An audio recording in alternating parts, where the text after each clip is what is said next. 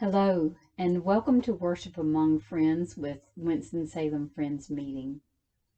I'm delighted that despite time and place and uh, location, that we can be together in worship today.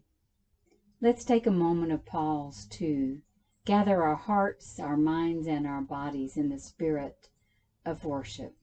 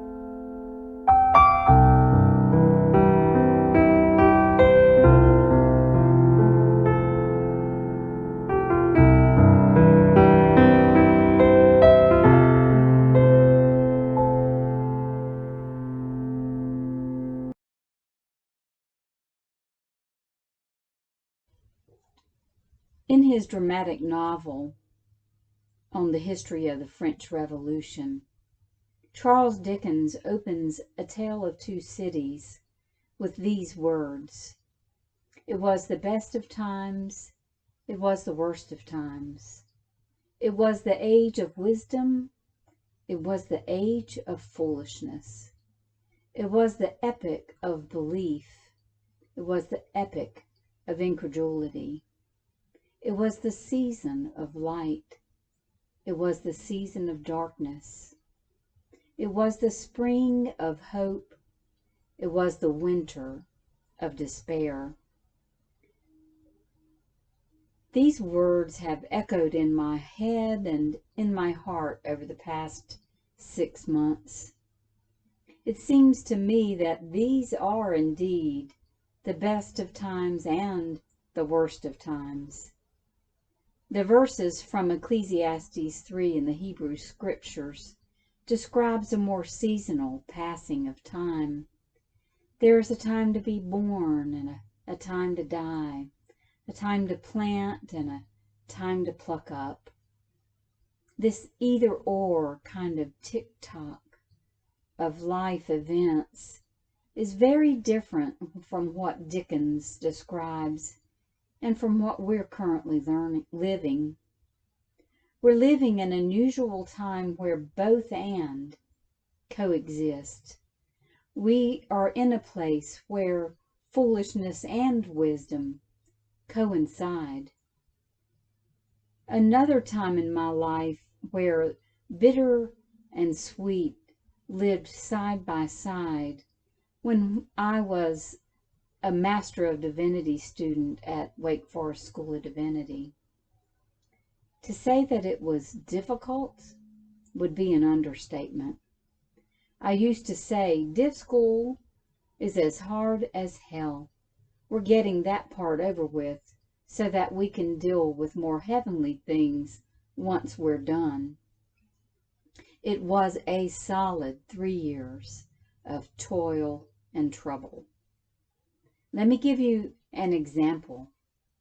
In our first year in theology, we utilized 12 different textbooks that intentionally included every perspective from about 80% of Christian beliefs. Those perspectives and the information we gained from that intense study was arduous, but it was also richly enlightening. In another class, on the very first day of divinity school for me, several from my cohort were carrying one particular book, and they'd all been reading it. They sat there discussing it before class started. Well, imagine my shock when I learned it was going to be the topic of discussion in class that day. Did you hear me say it was the very first day of school? I was already in over my head, behind in assignments before school had even started. Have you felt that way sometime in the past several months? It's as if someone changed the rules just as we were beginning to enjoy a new game. Or like the tablecloth was pulled out from under this delicious meal we just sat down to eat. As if we're weeping and laughing at the same breath. Do you realize that it's less than 3 weeks before the official election day? That election day promises to be topsy-turvy after what's already proven to be a topsy-turvy year.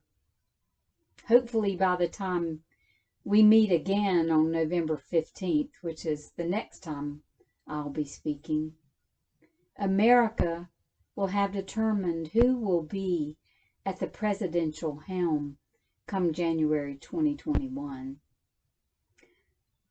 With the upcoming election, fear and hope are crowded into the same clown car as we wait to see which one will spill out first. In the first book of the Hebrew Scriptures, in Genesis 1, we read about the God of the Jews creating heaven and earth. The writer tells us the earth was without form and void. The earth was without form and void, and darkness was upon the face of the deep. In ancient language, the singular term for all of this is tohu wabohu, which literally means everything was total chaos. And from out of that total chaos was formed light. Dry land was created amid the waters, and on that vegetation was fashioned. Then there were signs and seasons, days and years. The cycle of life, this circle of time, began to emerge. God then created creatures, flying, swimming, walking creatures. And finally, this God, the one God of the Hebrews, created humankind. And throughout all of this creation from tohu wabohu, God said, it's good. It was all good. Out of total chaos came good. Isn't that the rich place in which we find ourselves now? Do we not have an opportunity to create new and good even in the face of darkness and void? Yes, we might have a lot to learn from all this upset. Yes, we are being called to shift how we live our lives, what we do every day. Even our beliefs are being called into question, perhaps out of new understanding and new learning about others. Are we living, doing, believing just out of mere habit? And are there new ways of being and believing that are being called out of chaos and into form right now?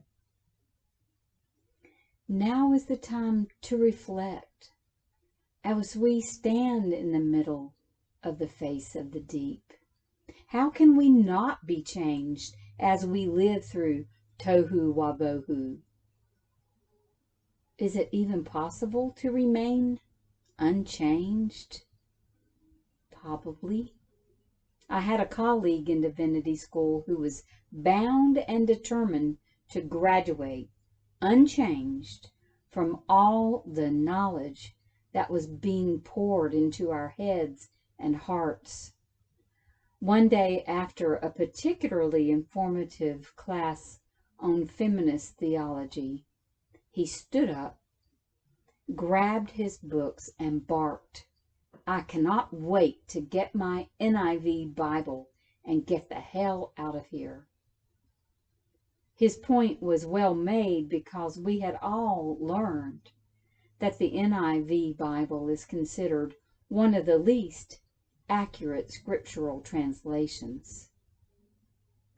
And he began to close himself off from opportunities we were given for intellectual, personal, religious, and spiritual growth, rather than to keep himself open to new perspectives, new ideas, new possibilities that could have been born from our own tohu wabohu. No one is required to create good from their lives right now or ever, for that matter. You can choose to be a black hole into which you absorb all this chaos. It might work for a while, but it can eventually eat away at our spirits. Or you could choose to see light in the dark void. You could decide to be light in little ways. You can hold on to laughter, to sweetness, and to hope, even while noticing the mire in which we are all standing. And when seeing light and doing light are no longer helpful or even possible for you, you can turn off all the noise. You can close your door and enter into the quiet of your own soul. You can stand on the edge of tohu wabohu and invite in peace. You can just be the light. You can anchor the light within yourself and on behalf of others. These are the best of times, just as much as they are the worst of times. And you get to decide how you live, how you see, and how you be light, or even if. And all the while, can you trust in the end that it's all good? And so it is. Amen.